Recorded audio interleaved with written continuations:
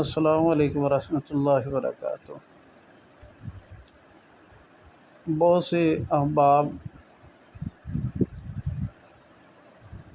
ملک بھر خصوصاً پاکستان سے سوالات کر رہے ہیں کہ مفتی طارق مسعود صاحب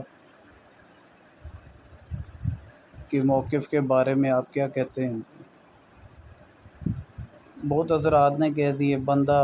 مفتی محمد ساجد لاہوری مدرسہ صاحب صفہ رئیس دارالافتاء سے عرض کر رہا ہے،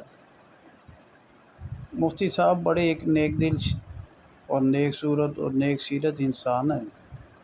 اچھے عالم دین ہیں۔ میں نے جہاں تک مفتی صاحب کے بارے میں سنا ہے تو مفتی صاحب کو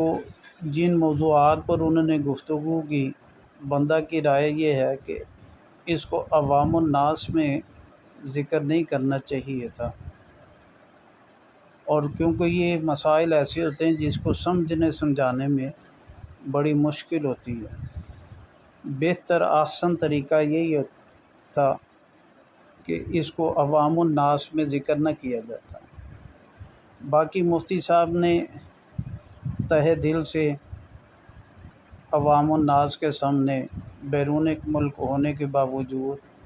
فوری انہوں نے اپنی بات سے رجوع کر لیا، اور ان کے الفاظ سے کہ اگر پھر بھی میرے سے کوئی گستاخی یا کسی کی دل آزاری ہوئی ہو تو میں اس پر معذرت خواہ ہوں، اور جو بندہ جب ایسے معذرت کر لے تو توبہ کر لے یا رجوع کر لے تو حدیث مبارکہ میں آتا ہے، نبی پاک صلی اللہ علیہ وسلم نے فرمایا کلو بنی آدم خطاء، فرمایا تمام بنی آدم گناہ گار ہیں، وخیر الخطائین التوابون، اور گناہ گاروں میں بہترین شخص وہ ہے جو توبہ کر لے جائے۔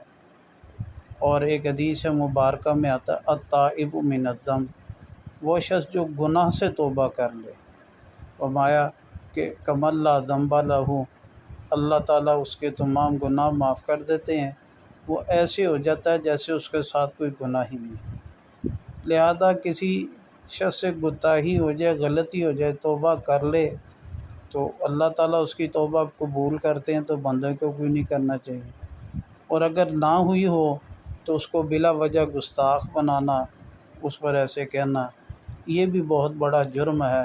اور بڑی بے ادبی اور گستاخی کی بات ہے۔ اللہ تعالیٰ صحیح سمجھ اور عمل کی توفیق نصیب فرمائے۔